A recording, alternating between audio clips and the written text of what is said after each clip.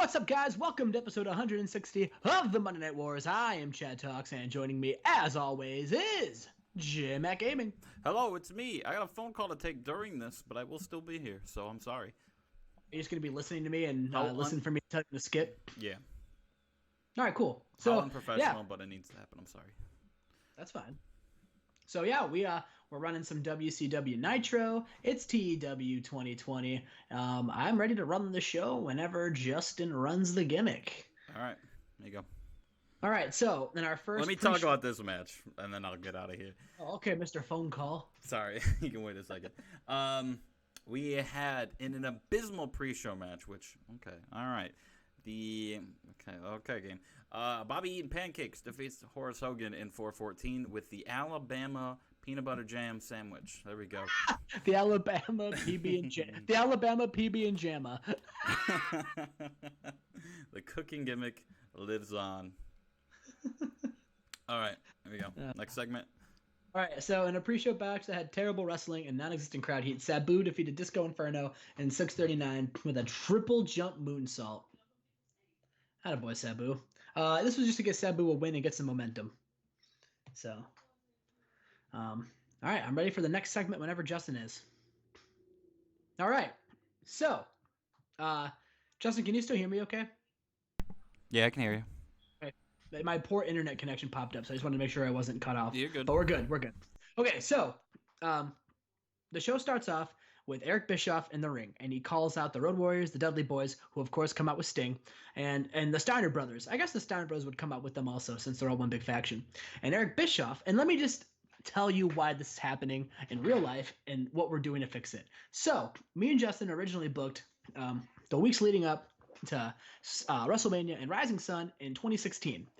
So those are booked, and at the pay-per-view in 2016, the Dudleys beat the Road Warriors to win the tag team championships. So in the future gimmicks of weeks that we've already booked, the Steiners beat the Dudley Boyz. And when we brought over the data from 2016 to 2020, they brought the tag titles with them. And since we're redoing the weeks leading up to it, the Steiners were just the tag team champions, and the Dudleys never lost it.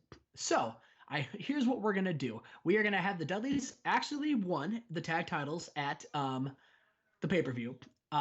Last week, the Steiners did not defend the tag team championships against the Road Warriors. And in fact, Eric Bischoff is going to announce that due to these three teams being immensely competitive, we are going to have a triple threat tag team match tonight for the WCW Nitro Tag Team Championships. And Sting picks up a microphone, and Sting says, well, he looks over at the Steiner brothers and says, you guys know what to do. And then he pats the Dudley Boyz on the back, and he said, the Dudley Boyz, who at this point right now are the tag team champions, beat the Road Warriors single-handedly, and they deserve to keep these tag team championships. So, yeah, you guys know what to do. And he looks over at the Steiners, and Scott Steiner looks over at Sting and says, yeah, I know exactly what to do. I need to kick their ass. And then starts just punching people, and then we go into the match.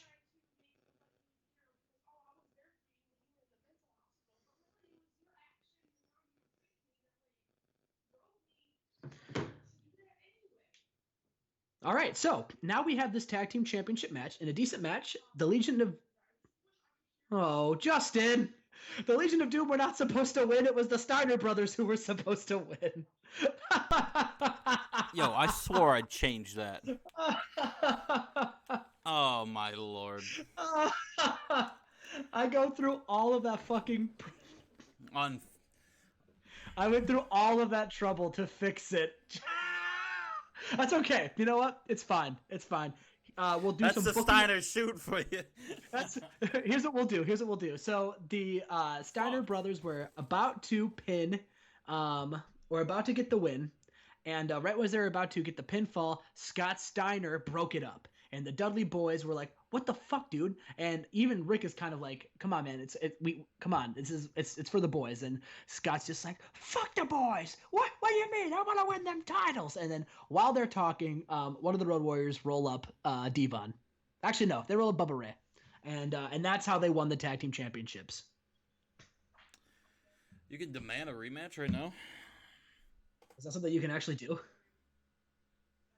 I don't think you can. Go to booking to detail. Let's book on the fly. We can add a promo right after. You want to add a promo where they just lose the belts?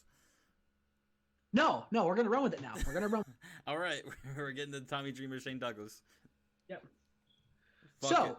Shane, before this match starts, Tommy Dreamer has a microphone, and this time he's wearing full wrestling singlet. He's not wearing any ECW stuff, no T-shirt. He is in full wrestling singlet. He's also weirdly enough wearing like the like collegiate wrestling like head protection that like the Steiners used to wear back in the day. And he has a microphone and he says, "I have an announcement to make to all my dreamers out there." He says, "I have retired the barbaric hardcore championship and I have replaced it with this beauty." And he's holding a brand new belt.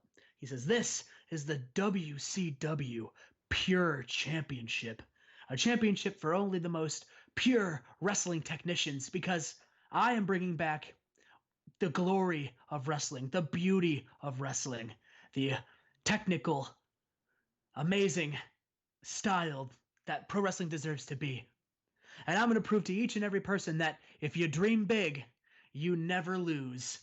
And then Shane Douglas comes out and is pissed. And so he is ready to go. And then they have their match. And in about the head, technical wrestling and immense crowd heat, Tommy Dreamer defeated Shane Douglas in 10:01 by a submission and makes defense number 6 of the WCW Pure title. So, all right. And so now we go back to commercial, and we come back, and we just have a Diamond Dallas Page versus Chris Kanyon match. And a decent match. Diamond Dallas Page defeats Chris Kanyon with a diamond cutter. And Diamond Dallas Page is in the ring. He is celebrating his win. And then this happens. Maybe not. Justin? Okay, here we go. So, Diamond Dallas Page is celebrating in the ring, and Tommy Dreamer's music hits once again. It's got a 69, nice. And Tommy shows up with his Pure Championship, and he says, "Diamond, Diamond, Diamond. Can I call you Diamond?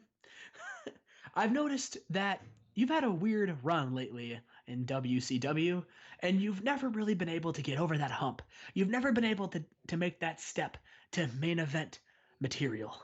And listen, I see a lot of potential in you, but I think you need to change the way you're doing things. I think you need to become a dreamer. So what do you say, Diamond Dallas Page? Let me take you under my wing. Let me teach you the beauty of technical wrestling. With my teachings and your potential, we could make you the next world champion. What do you say?" And then Tommy Dreamer, or Diamond Dallas Page, thinks about it for a second, looks at the crowd, and then hits him with a diamond cutter.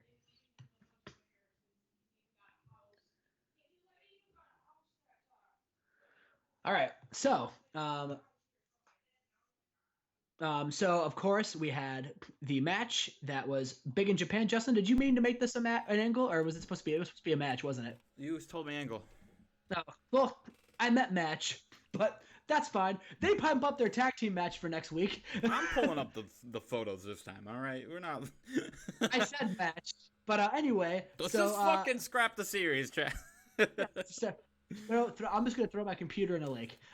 So Scott Norton and Vader pump up their tag team match that got bumped from this week to next week because they were short on time apparently, and so they're cutting a promo on how they're gonna win, and they also talk about how they have their sights on the global tag team championships. They want to win them, and Eddie and Conan come out, and Eddie just starts laughing. He laughs and says, "You really think you guys have what it takes to win the global tag team championships?" And he holds up his global heavyweight championship, and he says, "Look at me.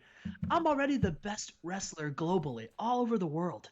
So I might as well win those tag team championships too and just prove it." And it just so happens I've got a new friend in Conan.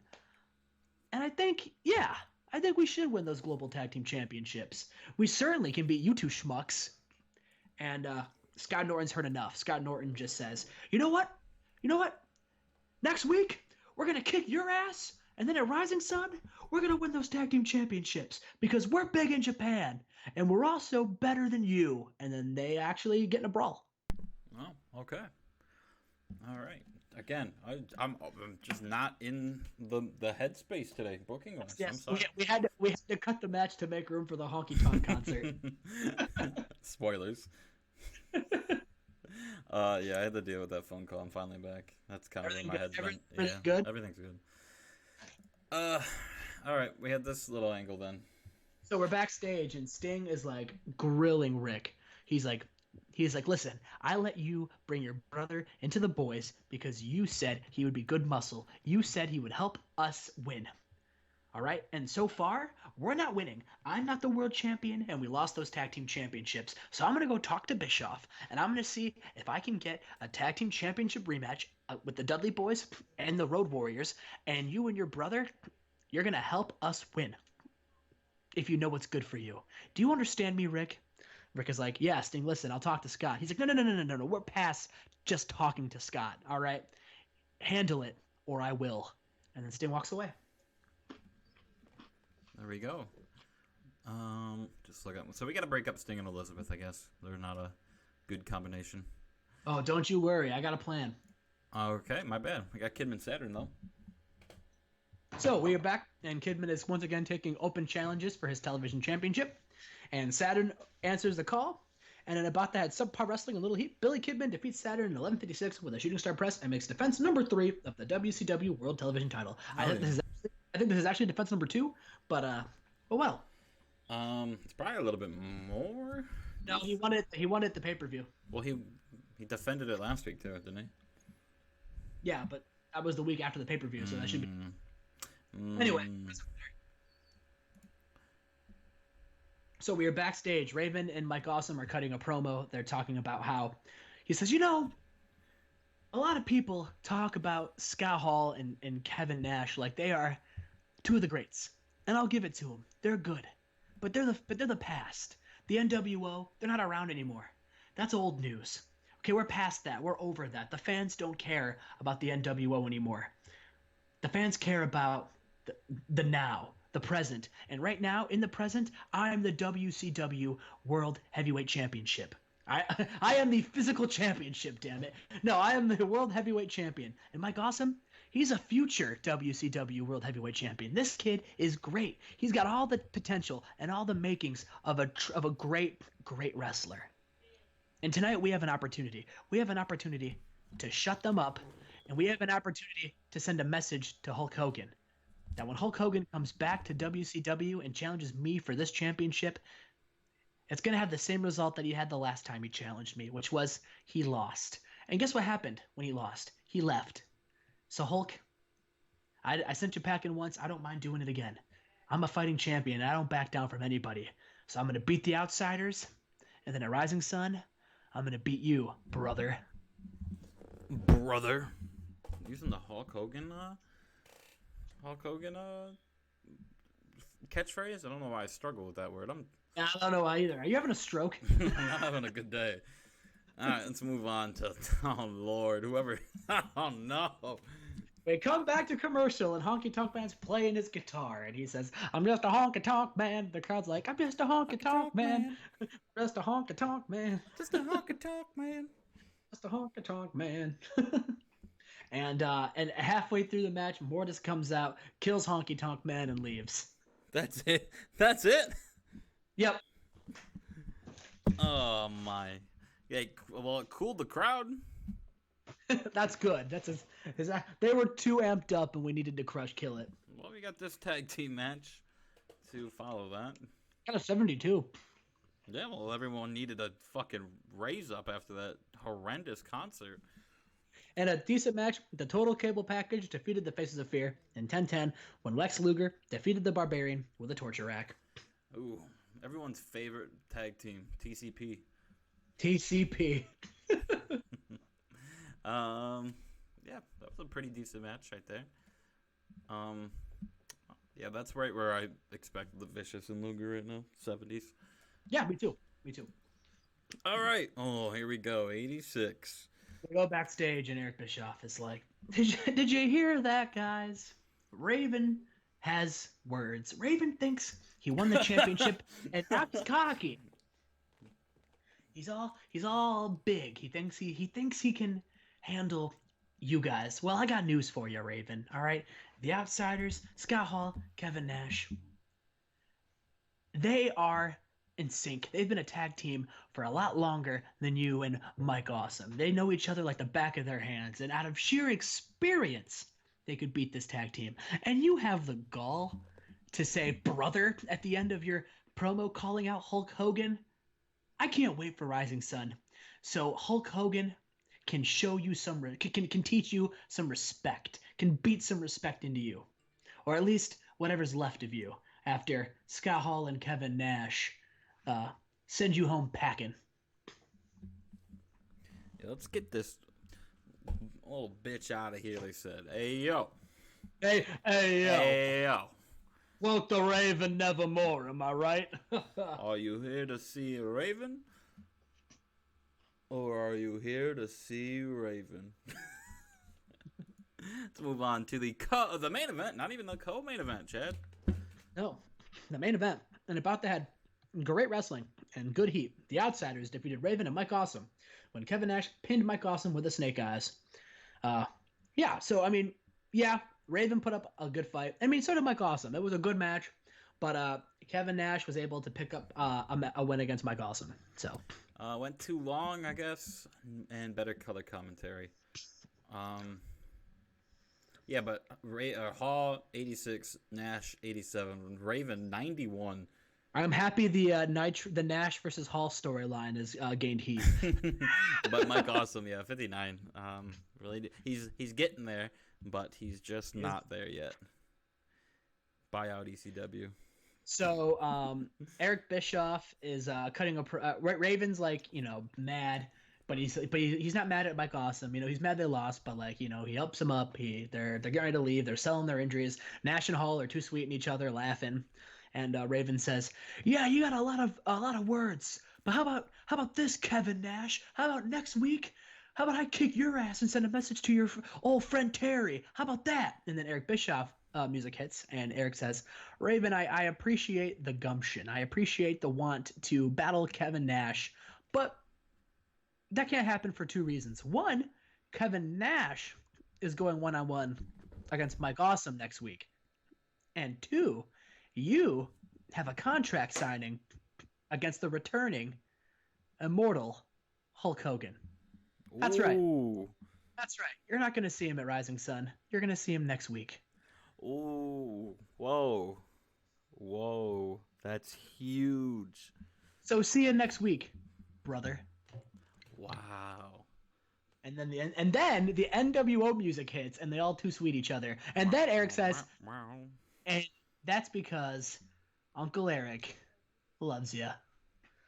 Is that his new catchphrase? Yeah. There we go. Let's finish the show. A 76. We're getting there. I'll take it. We're getting used to the new booking and how the ratings correlate from one game to the other, but we're there. Showed off some pop. Hopefully that doesn't fuck you over.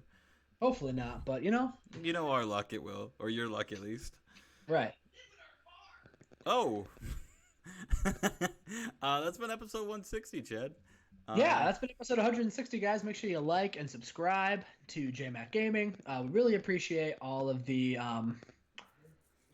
support and you guys, and jumping back on the bandwagon after we took some time off, and you guys are great. So thank you.